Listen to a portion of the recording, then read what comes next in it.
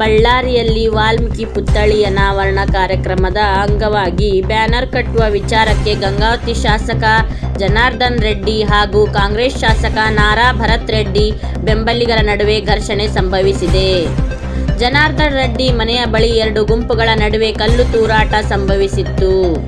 ವೇಳೆ ಇಬ್ಬರ ಶಾಸಕರ ಭದ್ರತಾ ಸಿಬ್ಬಂದಿ ಗಾಳಿಯಲ್ಲಿ ಗುಂಡು ಹಾರಿಸಿದ್ದಾರೆ ಎನ್ನಲಾಗಿದ್ದು, ಈ ವೇಳೆ ಗುಂಡು ತಲುಗಿ ಯುವಕನೊಬ್ಬ ಸಾವನ್ನಪ್ಪಿದ್ದಾನೆ. ಸಾವನ್ನಪ್ಪಿರುವ ಯುವಕ ಕಾಂಗ್ರೆಸ್ ಕಾರ್ಯಕರ್ತ ಎಂದು ತಿಳಿದುಬಂದಿದೆ.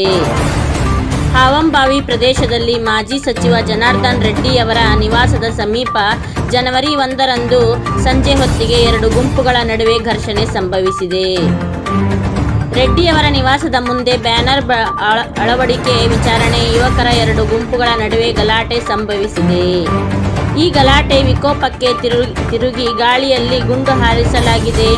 ಈ ವೇಳೆ ಮಿಸ್ ಫೈರಿಂಗ್ ಆಗಿ ರಾಜಶೇಖರ್ ಎಂಬ ಯುವಕ ಸಾವನ್ನಪ್ಪಿದ್ದಾನೆ ಎಂದು ತಿಳಿದುಬಂದಿದೆ.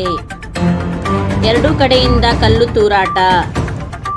ಜನವರಿ 3ರಂದು ವಾಲ್ಮೀಕಿ ಪುತ್ಥಳಿ ಉದ್ಘಾಟನಾ ಹಿನ್ನೆಲೆ ಕಾರ್ಯಕ್ರಮದ ಶುಭ ಕೋರುವ ಬ್ಯಾನರ್ ಅಳವಡಿಸಲಾಗಿತ್ತು. ಈ ವೇಳೆ ಜನಾರ್ದನ್ ರೆಡ್ಡಿ ಮನೆಯ ಬಳಿಕ ಬ್ಯಾನರ್ ಅಳವಡಿಕೆ ಮಾಡಲು ಯತ್ನಿಸಿದ್ದಾರೆ.